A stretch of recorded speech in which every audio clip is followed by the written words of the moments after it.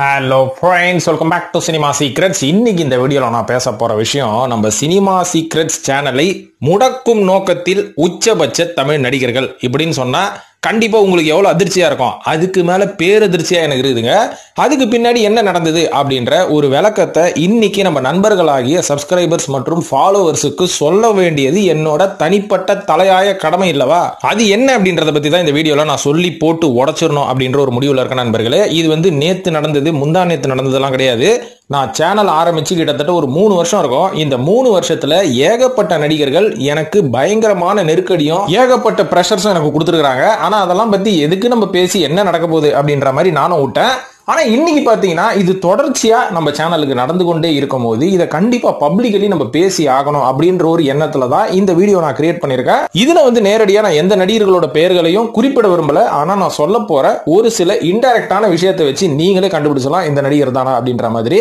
So இது எதுக்கு பேசுறேன் அப்படின்றத இப்ப நான் அந்த காரணத்தையும் சொல்லிடுறேன். காரணம் என்னன்னு பாத்தீங்கன்னா, இப்ப நம்மளோட சேனலை பொறுத்த வரைக்கும் இன்னைக்கு யூடியூப்ல எவ்வளவோ சேனல்ஸ் இருக்குங்க, எவ்வளவோ சினிமா பேசுற சேனல்ஸ் ஏகப்பட்டது இருந்தாலும் நம்மளோட சேனலுக்கு இன்னி வரைக்கும் ஆதரவு கொடுத்த நம்மளோட சப்ஸ்கிரைபர்ஸுக்கு இது தெரியப்படுத்தணும் அப்படின்ற ஒரு எண்ணம் தான். மற்றும் உங்களுக்கே தெரியும், இது வரைக்கும் என் சேனல்ல நான் எந்த வீடியோ போட்டாலும் சப்ஸ்கிரைபர்ஸ் அப்படின்ற வார்த்தையை நான் விட்டதே கிடையாது, நண்பர்கள் அப்படின்ற மாதிரி தான் சொல்லுவேன்.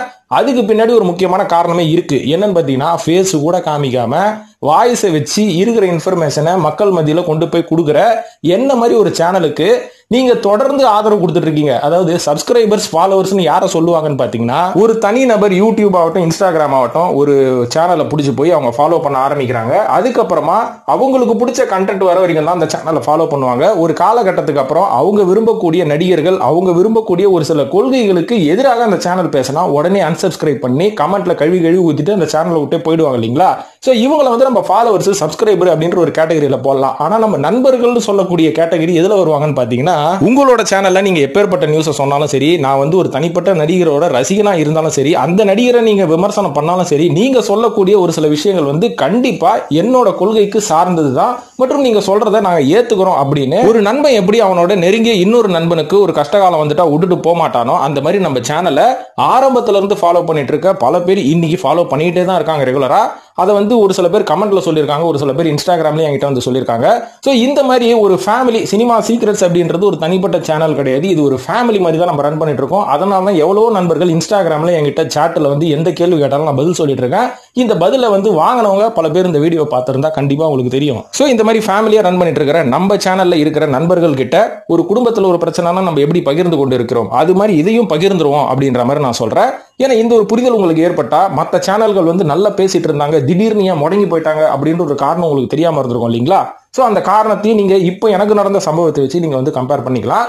இப்போ வாங்க, ரொம்ப இன்ட்ரோடக்ஷன் பெருசா போயிடுச்சு. எந்தெந்த நடிகர்கள்லாம் எனக்கு ரொம்ப இக்கட்டான சூழ்நிலைக்கு என்ன தள்ளப்பட்டார்கள், தள்ளினார்கள், அவங்க என்னத்த தள்ளப்படுறது, என்ன தள்ளி விட்டாங்க, அதுக்கப்புறம் எந்தெந்த நடிகர்கள்லாம் நான் வெளிப்படையா பேசுறத வந்து என்ன நோட்டம் விட்டு என்ன காலி பண்ண நினைச்சாங்க அப்படின்றத பத்தி ஃபர்ஸ்ட் பேசுவோம்.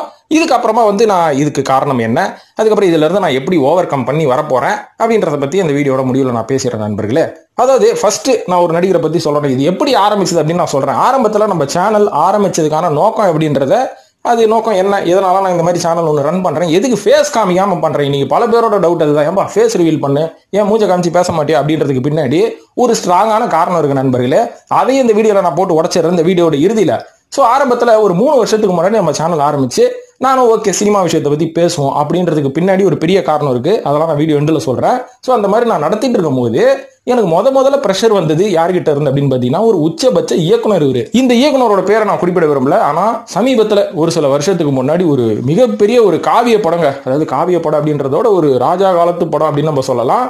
ஒரு பெரிய மன்னர்கள் வரலாறை சொல்லக்கூடிய ஒரு நாவலா வந்த ஒரு படம், அதாவது நாவலா வந்த ஒரு கதை. அந்த கதையை வந்து பல வருடங்களா பல நடிகர்கள் நடிக்கணும்னு முடிவு பண்ணி நடிக்க முடியாம கடைசியில் இந்த இயக்குனர் தமிழ் சினிமால இருக்கிற உச்சபட்ச நடிகர்கள் எல்லாரையும் கூட்டிட்டு போயிட்டு அம்பானி வீட்டு கல்யாணம் மாதிரி ஒரு படம் ஒன்று எடுத்தாரு. ஸோ அந்த படத்தின் இயக்குனர் தான் இப்போ நான் சொல்ல போறது. அவர் வந்து முதல்ல என்ன எதனால லாக் பண்ணாருன்னு பாத்தீங்கன்னா, ஒரு 3 வருஷத்துக்கு முன்னாடி இந்த அளவுக்கு யூடியூப் பூம் கிடையாதுங்க. ஏன்னா ஓரளவுக்கு வந்து எல்லாரும் ஒரு டீசென்டான சேனல்ஸ் நடத்திட்டு இருக்கும்போது நான் என்ன சொன்னேன்னா, இந்த படம் இவர் இயக்கிய இந்த படத்துல இருக்கிற ஒரு சில நெகட்டிவ்ஸை வந்து நான் ஓப்பனா சொல்லிட்டேன். ஏன்னா எப்படியும் வந்து ஒரு படத்தோட டீமுக்குள்ளேயும் நம்மளோட நண்பர்கள் இருப்பாங்க, அவங்கலாம் ஒரு சில தகவல்கள் நம்மளுக்கு சொல்லுவாங்க. இதை வந்து நம்ம வெளிப்படையா சொல்லணும், ஏன்னா காசு வாங்கிட்டு எதுவுமே பேசக்கூடாது அப்படின்றது நம்மளோட கொள்கை. இதனால அந்த படப்பிடிப்புல இவர் செய்த ஒரு சில டக்கால்ட்டி வேலைகள், அதுக்கப்புறம் ஒரு சில நடிகர்களுக்கு இவர் கொடுத்த அந்த இன்னல்கள், அதுக்கப்புறம் ஷூட்டிங் ஸ்பாட்ல அவர் செய்யற ஒரு சில பித்தலாட்டங்கள், இது எல்லாத்தையும் நான் வந்து வெளிப்படையா நேரடியா அடிச்சு விட்டேன் அந்த வீடியோல. இதை பார்த்தோம்னா பல பேருக்கு அதிர்ச்சி அந்த காலகட்டத்தில், இப்படியெல்லாம் நடக்குது அந்த ஷூட்டிங் ஸ்பாட்ல அப்படின்ற மாதிரிலாம் சொன்னாங்க. ஸோ இது எப்படியோ ஒரு காதுக்கு போயிருக்கும் போல இருக்கு. முதல்ல என்கிட்ட வார்னிங் வந்தது, இந்த வீடியோ வந்து ரிமூவ் பண்ணுங்க, இந்த வீடியோ வந்து நீங்க போடக்கூடாது. நான் என்ன சொன்னேன், இப்போ இதுல சொல்லி இருக்கிற விஷயங்கள்லாம் உண்மையா பொய்யா, நான் வந்து அதை மட்டும் கொஞ்சம் ஒரு விளக்கத்தை கொடுத்துருங்க, எனக்கு இப்படி ஒரு தகவல் வந்தது அப்படின்றதுக்கு அவங்க எந்த ரிப்ளையும் பண்ணல. ஸ்ட்ரெயிட்டா என்ன பண்ணாங்கன்னா, உன்குழாய் நிறுவனத்துக்கிட்ட நம்ம சேனலை பத்தி ஒரு ரிப்போர்ட் பண்ணிட்டாங்க. அதுக்கப்புறம் அந்த உன்குழாய் கிட்ட இருந்து எனக்கு வந்து ஒரு சில தகவல்கள், ஒரு சில கேள்விகள் வந்தது. இது எல்லாத்தையும் நான் வந்து ஒரு சில ஆதாரத்தோட ப்ரூவ் பண்ணேன். இருந்தாலும் அந்த ஆதாரம் போதிய ஆதாரமாக இல்லாத காரணத்தினால் இவங்க என்ன பண்ணிட்டாங்கன்னு பாத்தீங்கன்னா, எனக்கு வந்து ஒரு பெரிய வார்னிங் ஒன்று கொடுத்து, இந்த மாதிரி நீங்க விஷயத்தெல்லாம் பேசக்கூடாது அப்படின்ற மாதிரி சொன்னாங்க. அப்போ நான் ஒத்துக்கல. அதுக்கப்புறம் அந்த வீடியோவை அவங்களே ரிமூவ் பண்ணிட்டாங்க. எனக்கு ஒரு பெரிய வார்னிங் லெட்டர் அனுப்பிச்சாங்க. ஸோ ஓகே, இதுதான் என்னோட ஒரு முதல் அனுபவம். இருந்தாலும் நம்ம சுவண்டு போல, அப்பனா இவங்க பண்ற தப்பை இவங்க ஏத்துக்க மாட்டாங்க அப்படின்ற மாதிரி எனக்கு அப்பதான் மைண்ட்ல ஏறிச்சு. நம்ம ஒரு விஷயம் சொல்றோம், இது வந்து நடந்தது நடக்கல அப்படின்ற ஒரு சின்ன கிளாரிபிகேஷன் கொடுத்துட்டு, கொடுக்குறாங்களோ இல்லையோப்பா கண்டுக்காம இருந்துருக்கணும். பொய்யாக இருந்தா, உண்மையாக இருந்தனாலதான் இவங்க நம்மள நேரடியாக தொடர்பு கொண்டாங்க. ஏன்னா அந்த காலகட்டத்தில் வேற யாருமே இதை பத்தி பேசல, நான் மட்டும் தான் பேசினேன். சரி ஓகே, இதுல இருந்து கிராஸ் பண்ணி வந்தாச்சு. இதுக்கப்புறம் தொடர்ந்து நம்ம வீடியோஸ் போடுவோம். ஏகப்பட்ட திரைத்துறையை சேர்ந்தவங்களே நம்மளோட வீடியோஸை ரெகுலரா பார்ப்பாங்க. ஆனா திரைத்துறையிலே இருக்கக்கூடிய நான் தானே அந்த சேனல் ரன் பண்றேன் அப்படின்றது இன்னி வரைக்கும் யாருக்குமே தெரியாது. தெரியாத வரைக்கும் தான் நம்ம வெளிப்படையா நியூஸ் போட முடியும், இல்லைன்னா நம்மள விலைக்கு வாங்கிடுவாங்க. ஸோ அதனால ஓரளவுக்கு சேனல் வந்து கொஞ்சம் சக்சஸா போச்சு உங்களை மாதிரி நண்பர்களோட ஆதரவுல. இரண்டாவதா எனக்கு வந்து ஒரு பெரிய நெருடல் யார்கிட்ட இருந்து வந்தது அப்படின்னு பாத்தீங்கன்னா, இவர் ஒரு நடிகர். இவர் வந்து எப்பேற்பட்ட நடிகர் அப்படின்னு பாத்தீங்கன்னா, கிட்டத்தட்ட தமிழ் சினிமால சத்யராஜ் அவர்களுக்கு அடுத்தபடியா உயரமா இருக்கக்கூடிய ஒரு நடிகர் தான். நம்ம தமிழ்நாட்டு சாயல்ல இருப்பாரு, ஆனா அவர் தமிழர் கிடையாது. ஸோ இவரோட பேரையும் நான் சொல்ல விரும்பல, ஏன்னா அப்பதான் சுவாரஸ்யமா இருக்குங்க. ஏன் அதை வேற சொல்லி இந்த வீடியோ டேக் டவுன் பண்றதுக்கா, எதுக்கு நம்மளே வாயை கொடுத்து மாட்டிக்கணும். சில விஷயத்துல வந்து நம்ம ரொம்ப புத்திசாலியா இருக்கிறோம், நம்ம ரொம்ப தைரியமானவங்க அப்படின்ற மாதிரி காமிச்சிக்கிறதோட, நம்ம ரொம்ப சாமர்த்தியமானவங்க அப்படின்றத காமிச்சிக்கிறது தான் உண்மையான தைரியம் அப்படின்னு நான் சொல்லுவேன். ஸோ அந்த நடிகரை பத்தி சொல்றேன். இந்த நடிகர் வந்து முதல்ல என்னை எப்போ தொடர்பு கொண்டார் அப்படின்னு பாத்தீங்கன்னா, இவர் நடித்த படத்துல இருக்கக்கூடிய ஒரு சில சுவாரஸ்யமான விஷயங்கள் நான் சொன்னேன். கதை வெளியிடலாம் நான் பண்ண மாட்டேன், ஏன்னா அது வந்து ஒரு பெரிய படத்தை அழிக்கிற ஒரு வேலை. அதனால கதையை பத்தியோ அந்த படத்தை பத்திய நெகட்டிவான விமர்சனம் அவ்வளவு சீக்கிரம் நான் கொடுக்க மாட்டேன். எப்போ நான் நெகட்டிவான விமர்சனம் கொடுப்பேன் அப்படின்னு பாத்தீங்கன்னா, மக்களுக்கிட்ட பெரிய எதிர்பார்ப்பை கிரியேட் பண்ணி மக்களை வந்து ட்ரைலரை காமிச்சு இது சூப்பர் படம்னு சொல்லி ஏமாத்தி தேட்டருக்குள்ள வர வைக்கிற ஒரு சில படங்களை மட்டும் தான் நான் நெகட்டிவா விமர்சனம் பண்ணுவேன். ஆனா இவர் நடித்த படம் அவ்வளவு மோசமான படம் கிடையாது, நல்ல படம். அதனால இதுக்கு ஒரு பாசிட்டிவ் ரிவ்யூ கொடுத்தாலுமே கூட இவர் வந்து அரசியலில் இறங்க போறேன் அப்படின்ற ஒரு வார்த்தை விட்டாரு. எப்பவுமே வந்து என்னோட சேனலை பொறுத்த வரைக்கும் ஒரு நடிகனா இருக்கிற வரைக்கும் நான் கண்டுக்கவே மாட்டேன். அவன் அரசியலுக்கு வரான் அப்படின்னும் போதுதான் அவனோட பேக்ரவுண்ட் செக் நான் பண்ணுவேன். ஸோ அந்த பேக்ரவுண்ட் செக்ல நிறைய விசாரிச்சதுக்கு அப்புறம் இவர் வந்து நடிகரா இருக்கிறதுக்கே தகுதி கிடையாது, இவர் அரசியல்வாதியா வேற வரப்போறாரா அப்படின்ற ஒரு கோவம் எனக்குள்ள வந்தது. சரி ஓகே, இவரை பத்தி மக்கள் மத்தியில நம்ம ஒரு விழிப்புணர்வு கிரியேட் பண்றோம்னா, இந்த ஆள் அரசியலுக்கு வரேன், சிஎம் ஆக போறேன், எம்எல்ஏ ஆக போறேன்னு சொல்லி இன்னும் கொஞ்சம் நஞ்சம் மிச்சமா இருக்கிற தமிழ்நாட்டை இன்னும் சுரண்டி தின்னக்கூடாது அப்படின்ற ஒரு எண்ணத்துல இவரை பத்தி ஒரு சில விஷயங்கள் நான் சொன்னேன். உடனே மனுஷன் என்ன பண்ணாரு தெரியுங்களா, ரொம்ப ஸ்மார்ட்டான மனுஷன். இவரை பொறுத்த வரைக்கும் இவர்கிட்ட ஒரு ஐடி விங் இருக்கு. இந்த ஐடி விங் வந்து எப்படி செயல்படுது அப்படின்னு பாத்தீங்கன்னா, நல்ல ஐடியில் படித்த ஒரு 5 பேர், நல்ல டெக்னிக்கலான மூளை கொண்ட ஒரு 5-6 பேரை வந்து இவர் ஒரு வேலைக்கு வச்சு ஒரு தனியாக ஆஃபீஸ் போட்டு என்னை பற்றி நெகட்டிவாக என்னென்ன யூடியூப்லேயோ சோஷியல் மீடியாலேயோ வருதோ அது எல்லா கண்டென்ட்டையும் நீங்கள் ரிமூவ் பண்ணணும், கேட்காதவனுக்கு உன்குழாய் வாயிலாக ஒரு வார்னிங் கொடுக்கணும் அப்படின்ற மாதிரி இவங்க ஒரு கொள்கையை, ஒரு பாலிசியை ஃபாலோ பண்ணுறாங்க. ஆனால் உண்மையாக சொல்லணும்னா ஒரு நல்ல விஷயம் என்னன்னா, இவங்க இதுக்கு முன்னாடி நான் சொன்ன இயக்குனர் மாதிரி இல்லாமல் ஃபர்ஸ்ட் நம்ம கிட்ட பேச்சுவார்த்தைக்கு வருவாங்க. அது மாதிரி என்கிட்ட ஒரு பேச்சுவார்த்தைக்கு வந்தாங்க. வந்ததுக்கு அப்புறம் டீசென்ட்டாவே சொன்னாங்க. எனக்கு ரொம்ப அவங்களோட அப்ரோச் பிடிச்சிருந்தது. என்ன இருந்தாலும் வந்து இந்த காலத்து இளைஞர்களுக்கு கொஞ்சம் பகுத்தறிவுன்றதோட கொஞ்சம் பொறுமையா பேசி ஓரளவு விஷயத்தை வந்து கொஞ்சம் ஸ்மார்ட்டா ஹேண்டில் பண்ற திறமை இருக்குது. ஸோ அவங்க வந்து என்கிட்ட பேசும்போது கிளியரா சொன்னாங்க, சார் நீங்க வந்து ஒரு விமர்சனம் பண்ணி பேசியிருக்கீங்க, ஸோ இவர் தான்றது எங்களுக்கு தெரியும், இருந்தாலும் நீங்க பேரை குறிப்பிடல, நீங்க வந்து எதுவுமே சொல்லல, ஆனா எங்களுக்கு புரிஞ்சு போச்சு, தயவு செய்து அந்த வீடியோவை ரிமூவ் பண்ணிடுங்க அப்படின்ற மாதிரி என்கிட்ட ரிக்வஸ்ட் பண்ணாங்க. அவங்க சொன்ன அந்த விதம் எனக்கு ரொம்ப பிடிச்சனால நானே அந்த வீடியோவை ரிமூவ் பண்ணிட்டேன். சரி ஓகே, ஏன்னா இவங்களோட கஷ்டங்களையும் அவங்க சொன்னாங்க. சரி ரைட்டு. ஆனா நான் சொன்னது என்னன்னா, உங்களால் அரசியலுக்கு ரிசல்ட்னு போறாரு, இதெல்லாம் எப்படி அப்படின்றதுக்கு அவங்க பெருசா எந்த விளக்கமும் கொடுக்கல. இருந்தாலும் சார் அப்படிலாம் இல்லை சார், அது எல்லாமே வந்து எங்களோட அட்வர்டைஸ்மெண்ட்டுக்கு அப்படின்ற மாதிரி இன்டெரக்டா சொல்லிட்டு போயிட்டாங்க. அதை காலப்போக்கில் அவங்களும் கண்டுக்கல. ஸோ இதெல்லாம் ஓகே. ஆனா சமீபத்தில் ஒரு விஷயத்த நான் பேசினேன். அதுக்கான விளக்கத்தை கூட நிறைய நண்பர்கள் வந்து நம்மளோட யூடியூப் கமெண்ட்ஸ், வீடியோ கமெண்ட்ஸ்ல கேட்டிருந்தீங்க. ஸோ அதில் வந்து நான் என்ன பண்ணேன்னு பார்த்தீங்கன்னா, இப்போ கேரளா திரையுலகில் என்ன நடக்குது அப்படின்றது நம்ம எல்லாருக்குமே தெரியும். யூடியூபை திறந்தாலே அதான் நியூஸ் இல்லைங்களா. இதை பற்றி ஃபர்ஸ்ட் ஒரு விழிப்புணர்வு வீடியோன்னு நான் போட்டேன். அதுக்கு வந்து ஓகே ரெஸ்பான்ஸ் கொஞ்சம் நல்லா டீசெண்டாக இருந்தது. இரண்டாவதாக நான் சொன்ன விஷயம் என்னன்னா, இதை இன்டெப்தா நான் கொண்டு போனேன். இன்டெப்தா என்ன நடக்குது, யார் யாரெல்லாம் மாட்டிருக்காங்க, என்னென்னலாம் பண்ணாங்க அப்படின்ற மாதிரி ஒரு விஷயத்த நான் டீட்டெயில்டா கொஞ்சம் ரிசர்ச் பண்ணி நான் பேசும்போது என்னாச்சுன்னு பார்த்தீங்கன்னா, நான் ஒரு சில விஷயங்களை நான் கேள்விப்பட்ட ஒரு சில விஷயங்களை நான் பேசியிருந்தேன். அந்த வீடியோ பார்த்தா கண்டிப்பா ஒரு 30,000 பேர் கிட்ட அந்த வீடியோ பார்த்தாங்க. பார்த்தவங்களுக்கு தெரியும். இதை நான் மட்டுமா பேசினேன்னு பார்த்தீங்கன்னா, இன்னொரு பாடி பில்டர் ரிப்போர்ட்டரும் என்னோட மோசமா பேசியிருக்காரு.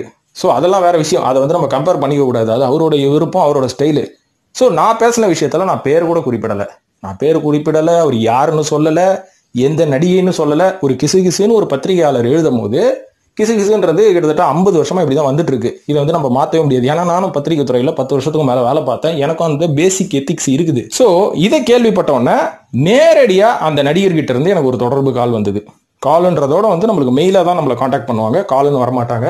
ஸோ வந்தப்போ அவங்க என்ன சொன்னாங்க, இந்த மாதிரி ஒரு விஷயம் நீங்க பேசிருக்கீங்க, இதை நீங்க ரிமூவ் பண்றது நல்லது அப்படின்ற மாதிரி சொன்னாங்க. ஆனா அதை நான் ஆரம்பத்தில் ஒத்துக்கலை. ஏன்னா நியூஸ் பேப்பர்ல வந்தது, நியூஸ் சேனல்ஸ்ல வந்தது, பல பேர் பேசிய ஒரு விஷயத்த என் சேனல்ல நான் கன்வே பண்ணேன். அதோட சேர்த்து ஒரு கிசு பேசியிருக்கேன் ஒரு நடிகரை பத்தி. ஆனா அவரோட பேரை நான் குறிப்பிடலை. இப்படின்னும் போது நீங்க எனக்கு எந்த வார்னிங்கும் கொடுக்க முடியாது, நீங்க என்னோட வீடியோ ரிமூவ் பண்ணுங்க அப்படின்னு சொல்லி ஒரு கட்டளையும் விடுக்க முடியாது. ஏன்னா ஓப்பனா நான் பேர் சொல்லலை. விஷயம் தெரிஞ்சவங்களுக்கு அந்த ஹீரோ யாருன்னு தெரியும், தெரியாதவங்களுக்கு அந்த வீடியோ பார்த்தா கொஞ்சம் குழப்பம் தான் நிலவும். இருந்தாலும் நம்ம சொல்றது நம்மளோட தலையாய கடமை அப்படின்றனால நான் சொல்லிட்டேன். ஸோ அடுத்தது அவங்க என்ன பண்ணாங்கன்னா, நம்ம கிட்ட பேச்சுவார்த்தைக்கே வரல. இந்த வீடியோ எப்படியாவது நம்ம ரிமூவ் பண்ணணும்னு சொல்லி உன்குழாய்க்கு ஒரு தகவலை செலுத்தி அந்த வீடியோவை ஆட்டோமேட்டிக்கா அவங்களே ரிமூவ் பண்ற மாதிரி ஒரு வேலையை பார்த்துட்டாங்க. அதுக்கப்புறம் அதுக்கு நானும் ஓகே, எந்த ஒரு கவுண்டரும் நான் கொடுக்காம, ஏன்னா நான் கவுண்டர் கொடுத்துருந்தா இது வாக்குவாதமா போய் மறுபடியும் அந்த வீடியோ திரும்பி எனக்கு கிடைச்சிருக்கும். ஆனா அது எனக்கு அவசியம் கிடையாது. ஒன்ஸ் அது போயிடுச்சுன்னா மறுபடியும் நம்ம அடுத்த வீடியோல நம்ம சில விஷயங்கள் பேசிக்கலாம் அப்படின்றது தான் நான் எப்பவுமே ஃபாலோ பண்ற ஒரு ப்ரொசீஜர் அப்படின்ற மாதிரி நான் சொல்லிக்கிறேன்.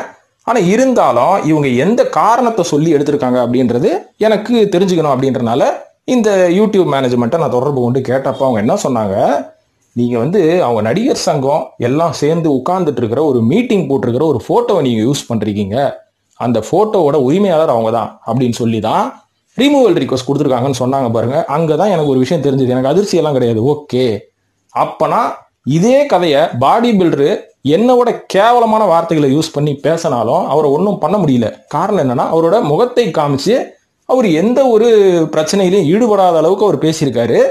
நம்ம இந்த மாதிரி பிக்சர்ஸ் யூஸ் பண்றதுனால நம்மளை அட்டாக் பண்றாங்க அப்படின்ற ஒரு மேட்டரை நான் தெரிஞ்சுக்கிறதுக்கே 3 வருஷம் ஆயிடுச்சு. இதுக்கப்புறம் நான் ஒரு இயக்குனர் சொன்னேன் பார்த்தீங்களா, இவர் கூட என்னை எதை வச்சு உன்குழாய்க்கு தகவல் கொடுத்து அட்டாக் பண்ணாருன்னு பார்த்தீங்கன்னா, அதுலயும் ஒரு போஸ்டரை நான் யூஸ் பண்ணியிருந்தேன். அது அவங்களோட ஓன் போஸ்டரு. இதை தெரிஞ்சுக்கிறதுக்கே 3 வருஷம் ஆச்சுன்னா நான் எப்பேற்பட்ட மங்குனியா இருப்பேன்னு கொஞ்சம் யோசிச்சு பாருங்க. ஸோ இருந்தாலும் நம்மளை என்னதான் அட்டாக் பண்ணாலும் நம்ம திரும்பி திரும்பி வரதான் போறோம். தகவல்களை நம்ம சொல்லதான் போறோம் எல்லாருக்கிட்டையும். இதை நம்ம இன்டைரக்டா தான் நம்ம சொல்லிட்டு இருக்கிறோம். யாரோட மனதையும் புண்படுத்தும் விதமாக நேரடி அட்டாக் மற்ற ரிப்போர்ட்டர்ஸ் மாதிரி நம்ம பண்றது இல்ல. சோ இதெல்லாம் தான் நடந்தது நண்பர்களே. இன்னும் இப்ப நான் 3 பேர் மட்டும் சொல்லியிருக்கேன் இல்லையா, நிறைய சின்ன சின்ன நடிகர்கள் கிட்ட இருந்து எனக்கு அப்பப்போ சில வார்னிங்ஸ், சில மெயில்ஸ் எல்லாம் நம்ம வந்துகிட்டே தான் இருக்கும். இதெல்லாம் பார்த்தா ரன் பண்ண முடியுமா ஒரு சேனலு? ஏன்னா நிறைய பேர் என்ன நினைச்சுக்கிறாங்க, 19 ரூபா எல்லாத்தையும் நீ பேசிட்டு போற, உனக்கு என்ன காசு சம்பாதிக்கிறேன்னுவாங்க. இதுக்கு பின்னாடி இவ்வளவு பிரச்சனைகளை நான் ஃபேஸ் பண்ணிட்டு இருக்கேன் அப்படின்றது யாருக்குமே தெரியாது. ஆனா தெரிஞ்சுக்கணும். இதுக்கு மேல நம்ம சொல்லாம விட்டா நம்ம சேனல் நாளைக்கு காணா போயிடுச்சு, அடுத்த நாள் எழுந்து சினிமா சீக்ரெட்ஸ் சர்ச் பண்ணி பார்த்தா இப்படி ஒரு சேனலே இல்லை அப்படின்ற ஒரு நிலைமை கூட நம்ம சேனலுக்கு வரலாம். அதுக்கு முன்னாடி சொல்லிடுறது நல்ல விஷயம் இல்லையா? அப்படின்றது 90% வராது. ஆனா அந்த 10% சான்ஸை நம்ம ஏன் விட்டு கொடுக்கணும் அப்படின்ற ஒரு காரணத்தினால தான் இதை பத்தி நான் பேசியிருக்கேன். இன்னும் நிறைய நடிகர்கள் கிட்ட இருந்து தொடர்ந்து எனக்கு வந்துகிட்டே தான் இருக்கு. இதெல்லாம் உங்களோட ஆதரவோட நான் சமாளிப்பேன் அப்படின்றது தான் என்னோட கான்பிடென்ட். இருந்தாலும் இன்னும் ஒரு புரிதல் நம்ம நண்பர்களுக்கு ஏற்படுத்தணும்னு நினைக்கிறேன். என்னன்னா, நீங்க ஃபேஸ் ரிவீல் பண்ணி பேச மாட்டீங்க. ஆனா எவ்வளவோ ரிப்போர்ட்டர்ஸ் இன்னைக்கு கேவலமான வார்த்தைகளை யூஸ் பண்ணி ஏகப்பட்ட நடிகர்களை தாக்குறாங்களே, அவங்களுக்கெல்லாம் ஒண்ணுமே ஆக மாட்டேங்குது. ஒருத்தன் கூட ஒண்ணுமே பண்ண மாட்டானுங்க. இவனுங்க ஜாலியா தானே சுத்திட்டு இருக்கிறாங்க. ஏன் இப்படி நடக்குது?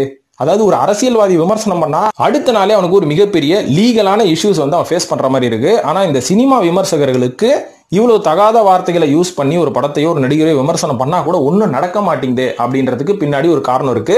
இதே காரணம் தான் நான் ஃபேஸ் ரிவீல் பண்ணி பேசாததுக்கும். ஏன்னா நான் ஆல்ரெடி சொல்லியிருக்கேன், 15 வருஷத்துக்கு மேல நான் சினிமா துறையில தான் இருக்கேன். நான் இருந்தது எல்லாமே சினிமா வட்டாரமான கோடம்பாக்கம் மற்றும் வடபழனி அப்படின்னு நான் சொல்லிக்கிறேன். ஸோ சினிமாவை பத்தி ரிசர்ச் பண்றதுக்கு நான் எடுத்துக்கிட்ட டைமே கிட்டத்தட்ட 6-7 வருஷம் சொல்லலாம்.